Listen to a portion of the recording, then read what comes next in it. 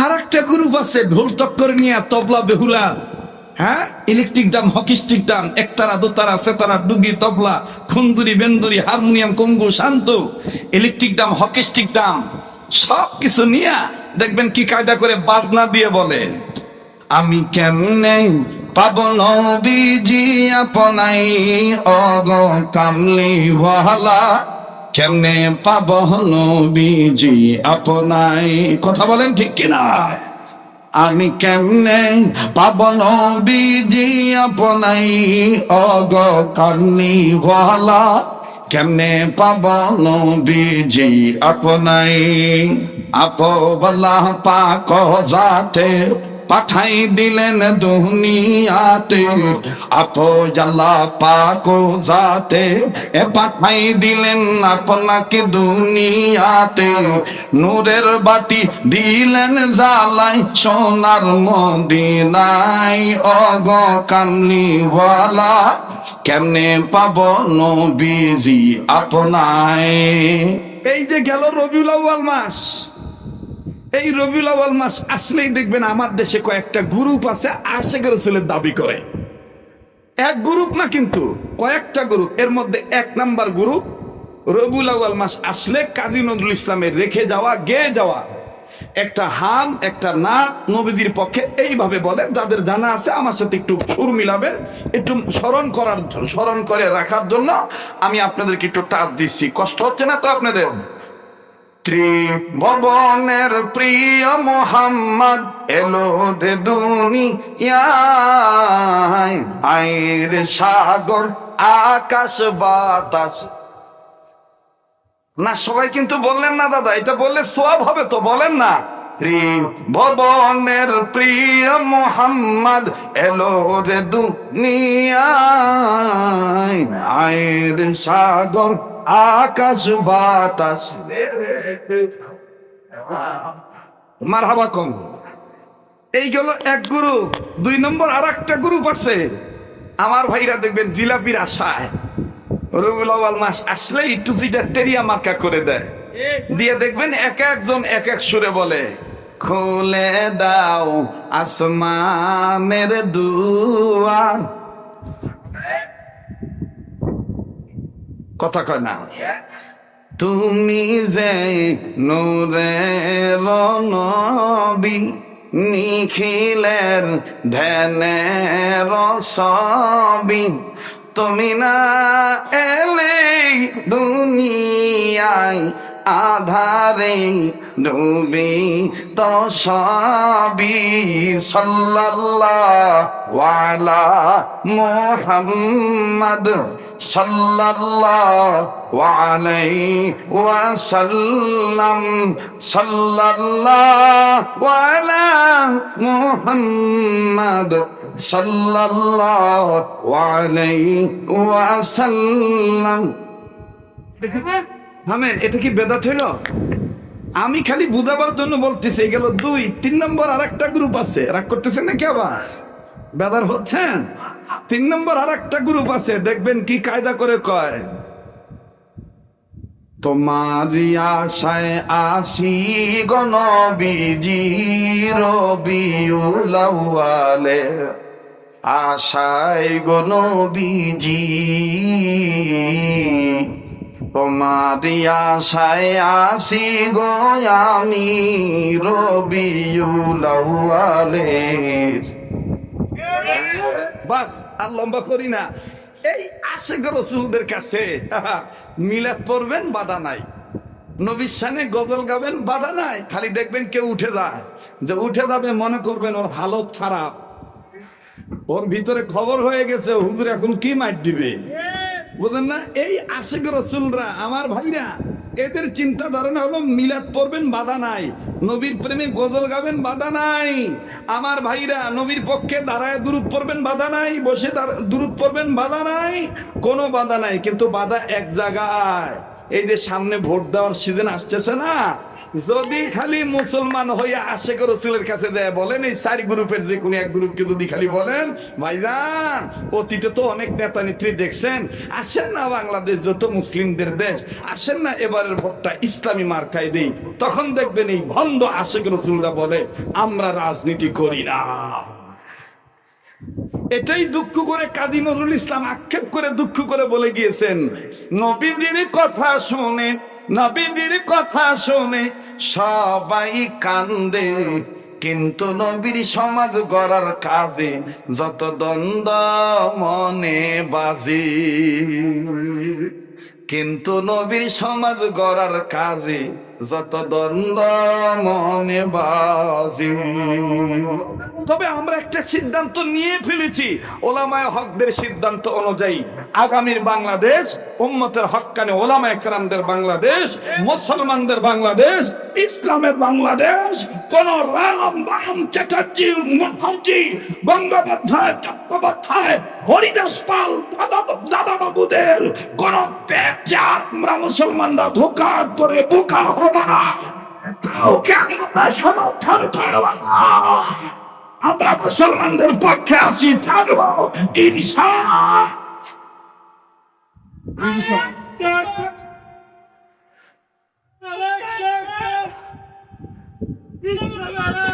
থামেন থামেন থামেন, আমাকে কথা বলতে দেন।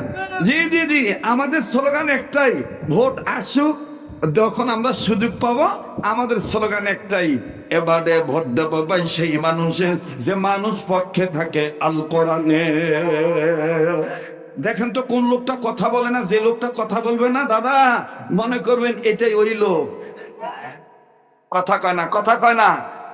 এবারে ভোট দেব ভাই সেই মানুষের যে মানুষ পক্ষে থাকে নবীজির সুন্নতে, সুন্নত আছে যেখানে, সুন্নত আছে যেখানে, সুন্নত আছে যেখানে, লিল্লাহি তাকবীর। সামনের ভাইরা চুপ থাকেন, পিছনের ভাইরা আওয়াজ দিয়ে বলেন তো আল্লাহু আকবার। মাশাআল্লাহ, আওয়াজ আছে না ভাইয়া? কিন্তু মোটামুটি হয়েছে, বেশি এরকম হয় নাই। পিছন থেকে আবার বলেন তো আল্লাহু আকবার। এবার পিছনে ভাইরা চুপ থাকেন, সামনের ভাইরা বলেন তো আল্লাহু আকবার। আল্লাহু আকবার যেন না বার, এটা আবার কি? আল্লাহু আকবার, আল্লাহু আকবার। আমার ভাইরা সবাই মিলে তাকবীর দিবেন, ডাইন বাম লক্ষ্য করবেন কে তাকবীর দেয় না, কারণ এখন তো আর ওই দিন নাই যে তাকবীরের কথা বলতে গেলে, ইসলামী রাজনীতির কথা বলতে হোমরা সোমরা এসে কেউ হুজুর ওয়াজ বন্ধ করে, ওই দিন আর নাই। বুঝে দিতে হবে দেশটা যাত্রাবাড়ি হতে পারে না, দেশটা চরবনের পীরের দেশ, দেশটা মামুনুল হকের দেশ, দেশটা দাওয়াতে তাবলীগ ওয়ালাদের দেশ, দেশটা দল মত বিশেষে প্রত্যেক মুসলমান কালমাওয়ালাদের দেশ। এই দেশে আল্লাহু আকবার আওয়াজ ছিল, আছে, ভবিষ্যৎ থাকবে। যারা বাধা দিতে আসবে বাধা উপেক্ষা করে আল্লাহ জমিনে আল্লাহর প্রতিষ্ঠার পক্ষে লড়াই করে দেব। মোহতারাম হাজিরিন, কষ্ট হচ্ছে, বেদার হচ্ছেন, বাস এই মোটামুটি 2 গ্রুপ চলে গেল। এবার আবার বলেন, কোরআনের ডাইনে বামে কেউ বাতিল ঢুকাতে পারবে? যারা বলেন পারবে, এটা কার কথা? ওয়া ইন্নাহু লাকিতাবুন আজিজুন লা ইয়াতিহিল বাতিলু মিন বাইনি ইয়াদাইহি ওয়ালা মিন খালফিহিম তানজিলুম মিন হাকিমিন হামিদ।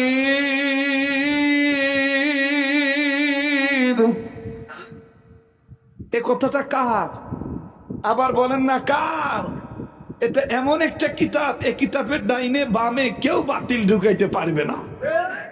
কেউ যদি বলে কোরআনের রাজনীতি চলবে না, বুঝতে হবে ওর টুপি এটা সাইনবোর্ড, ওর দাড়ি এটা সাইন বলো। মুসলমান বুঝে রাখা দরকার, এলমেদিন শিক্ষা করা যেমন ফরজ, নামাজ কায়েম করা যেমন ফরজ, মুসলমান হিসেবে হতে আল্লাহর জমিনের তেমনই ফরজ। আপনি নামাজ পড়বেন আর ভোটটা দিবেন রামবামকে, কিয়ামতের ময়দানে জবাব দিতে হবে। আপনারা বলবেন হুজুর ভোটের আয়াত, আমি কাকে ভোট দেব এই ব্যাপারে কি আয়াত আছে? এখানে হাফেজে কোরআন আছে, জিজ্ঞাসা করে দেখবেন, উম্মতের আলেমরা আছে। সূরাতুন নিসার 85 নম্বর আয়াত, একটু রিসার্চ করে দেখবেন, একটু আপনারা ঘাটাঘাটি করে দেখবেন ভোট কাকে দেওয়া যাবে, কাকে ভোট দেবেন, আল্লাহ ভোট কাকে দিবেন এ কথাটাও বলে দিয়েছে।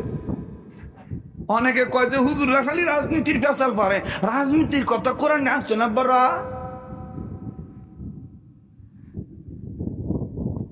কয় রাজনীতির কথা কোরআনে আসছে না বড়া, পাতাইলে ঠেলে দিয়ে কয় রাজনীতির কথা হুজুর না যে কয় যে রাজনীতির কথা কোরআনে আসে না বড়। কারণ ওরা জানে হুজুররা রাজনীতি করলে এলাকায় বাবা ট্যাবলেট বেতন দেব না। ওরা জানে হুজুররা রাজনীতি করলে কোন গার্মেন্টসের মেয়েরা এইভাবে বুক বের করে উন্না সরাইয়া খোলো গাইতে পারবে না। ওরা জানে, এই জন্য পাতালে ঠেলে। আল্লাহ আমাদেরকে সহিবুল দান করে। তাহলে ভাই, যেই কোরআনের ডাইনে ভাবে বাতিল ঢুকানো সম্ভব না, বাতিল ঢুকানো যাবে না, এই কোরআন সম্মানিত না অসম্মানিত? আবার বলেন, সম্মানিত না অসম্মানিত? এই কোরআনকে সম্মান করলে দাম বাড়ে না কমে? মুসলমান ভাইরা আমার, বন্ধুগণ, কোরআনুল কারীমকে সম্মান করলে দেখেন বাজান, বান্দার সম্মান কেমন আল্লাহ বাড়ায় দেয়। বাবাজি অনুরোধ করে বলবো, কেউ যদি চলে যায় চলে যেতে দিবেন বন্ধু। কারো যাওয়া দেখে আমার বন্ধুগণ কেউ যাবেন না, নিজের চিন্তা নিজে করবেন বন্ধু। মাফ করে দিবেন, গত কয়েকদিন আগে কোনাবাড়ি ডিগ্রি কলেজ মাঠে আমি এসেছিলাম আমার বন্ধুগণ, আমার ভাইরা। সেদিন আমি তেমন সময় পাই নেই, তাড়াহুড়ার কারণে কিছু টাস্ক দিয়ে গিয়েছিলাম এবং ওয়াদা করে গিয়েছিলাম আমি আগামী এই 25 তারিখে আসতেছি। মন খুলে আমি আপনাদের কাছে কোরআনের মেসেজ গুলো, হাদিসের মেসেজ গুলো বলে দেব। আরে বাবাজি, আল্লাহ রাব্বুল আমিন ডাক দিয়ে বললেন, নবীজি, মানুষের যারা জন্ম নিয়েছে তারা যদি কোরআনের দিকে আগায় আসে, কোন কোরআনের ডাইনে ভাবে বাতিল ঢুকানো সম্ভব হবে না। চার চুরি করা যাবে না, বাড়াবাড়ি করা যাবে না, সারাসারিও করা যাবে না। এই কোরআনুল কারীম সম্বন্ধে আমি রব আপনার উপর নাজিল করে দিয়ে বলে দিলাম, মানুষের যারা জন্ম নিয়েছে তারা যদি আমার কোরআনের দিকে আগায় আসে, আমার কোরআনের শিক্ষা দীক্ষার দিকে যদি তারা আগায় আসে, অগ্রগামী হয়ে যায়, আমি আল্লাহ রাব্বুল আমিন তাদের দুইটা জিনিস পুরস্কার দেব। আল্লাহ বলেন, ওয়াল্লাহু ইয়াদউ ইলাল জান্নাতি ওয়াল মাগফিরাতি বিইذনিহি ওয়া ইউবাইনু আয়াতিহি লিন-নাসি লাআল্লাহুম ইয়াতাযাক্কারুন। একটু জোরে বলেন আল্লাহু আকবার, আবার বলেন আল্লাহু আকবার। মুহতারাম হাজিরিন, কষ্ট হচ্ছে আপনাদের? আমি কি আগাবো না পাছাবো? আমি কি সামনে আগাবো না পাছাবো? যারা আমাকে চিনে না ওরা বলবে যে দেখ ওয়াজটা সুবিধার হইতেছে না, আর যারা চিনে তারা জানে যে রাত যত গভীর হবে এই দিনই ফ্যাক্টরি গোডাউন থেকে খালি আসতেই থাকবে। কথা বলেন, কথা বলেন। জি জি মুহতারাম হাজিরিন, আমার বন্ধুগণ, গতকালকে আমার প্রোগ্রাম ছিল বাংলাদেশের একটা বর্ডার এলাকা, দিনাজপুরের ভাইরা এখানে থাকলে আপনারা চিনবেন। দিনাজপুর জেলার বীরগঞ্জ এলাকায়, বীরগঞ্জ একটা সুইচ গেট বাজার আছে, এই সুইচ গেট বাজারের পাশে আমার মাহফিল ছিল, মানে সীমান্তবর্তী এলাকা।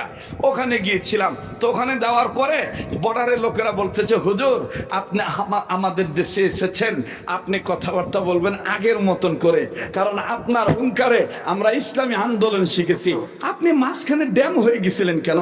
আমি বললাম, না না, আমি ড্যাম হই নাই, আমাদের অনেককে বাধ্য করা হয়েছিল যেন ড্যাম হয়ে যায়। কথা বলেন ঠিক কিনা? অনেককে বাধ্য করা হয়েছিল যদি ড্যাম হয়ে যায়। বসো বসো বসো। জি জি, কষ্ট হইতেছে আপনাদের? আমার বন্ধুগণ, তাইলে বলেন চলবে কি চলবে না? চলবে কি চলবে না? খুব খেয়াল করবেন। আল্লাহ বলেন, নবী গো, যারা মানুষ রূপে জন্ম নিয়েছে, এই মানুষগুলো যদি আমার কোরআনের দিকে আগায় আসে, আমি আল্লাহ পাক তাদের জীবনের গুনাহ মাফ করে দেব, আমল নামায় জান্নাত লেখে ধন্য করে দেব। এটা কি আমি বানায় বললাম? এটা কার কথা? এবার আসেন, মানুষদেরকে আল্লাহ আর এক আয়াতের মাধ্যমে আল্লাহ জানাইলেন, সূরাতুজ জুমারের 41 নম্বর আয়াত দ্বারা আল্লাহ জানাইলেন কোন কিতাবের ডাইনে বামে বাতিল ঢুকানো সম্ভব না। এই কিতাবের ওয়েট কত, এই কিতাবের ওজন কত, এই কিতাবের সম্মান কত, আল্লাহ নিজে বলেন, ইন্না আনজালনা আলাইকাল কিতাবা লিন্নাসি বিল হক فمن اهتدى فلنفسه ومن ضل فإنما يضل عليها وما أنت عليهم بوكيل। আল্লাহ বলেন, ওগো নবী, আপনার উপর যে আমি কিতাব নাজিল করলাম, আই গড ইজ রিভিল। যারা ভার্সিটির ছেলেরা আছেন বুঝবেন আমার এই কথাটা। আল্লাহ বলেন, আই গড ইজ রিভিল। ফিল নেই, ফিল নেই। আমাদের হাড্ডি হযরত বলতেন যে তুমি তবলিগ করো, মনে করিও না এই তবলিগটাই তোমার জন্য কাফি। ইস কাফি নেই, ইস নাফে, ইস নাফে। এটা তোমার জন্য উপকারী, কিন্তু এই উপকারী শেষ নয়। যারা তবলিগ করতেছে করো, যারা ইসলামী রাজনীতি করতেছে করো, কিন্তু মনে করবা না আমারটাই যথেষ্ট। মনে করতে হবে যে সর্বদলীয় হবে, সবাই এক হয়ে ইসলামের পক্ষে ইস্তেকামত থাকা, টিকে থাকা, এটাই মূল কথা। কথা বলেন ঠিক কিনা? আমার বন্ধুগণ, আমার ভাইরা, আমার বাবাজিরা, আল্লাহ বলেন, আই গড ইজ রিভিল। আমি রব আপনার উপর যে কিতাব নাজিল করলাম, মুফাসসিরিন ইকরামগণ বলেন, মহান আল্লাহ তার কুদরতি পার্লামেন্ট থেকে বিশ্ব নবীর বিশ্ব মিনিস্টারিতে আল্লাহ তাআলা যে কালামে হাকিম নাজিল করলেন, এই কালামে হাকিমের সূরাতুজ জুমারের 41 নম্বর আয়াত দ্বারা আল্লাহ জানাইলেন, ওগো নবী, আমি যে কিতাব আপনার উপর নাজিল করেছি, এটা লিন্নাস, মানুষদের জন্য, বিল হক, সত্যের বিধান আকারে। মানবে যারা হেদায়েত পাবে তারা, মানবে না যারা হেদায়েত পাবে না তারা। তবে এই ব্যাপারে আপনাকে কোনো জিজ্ঞাসাবাদ করা হবে না। সুবহানাল্লাহ বলেন। আরেকটু জোরে কোন সুবহানাল্লাহ।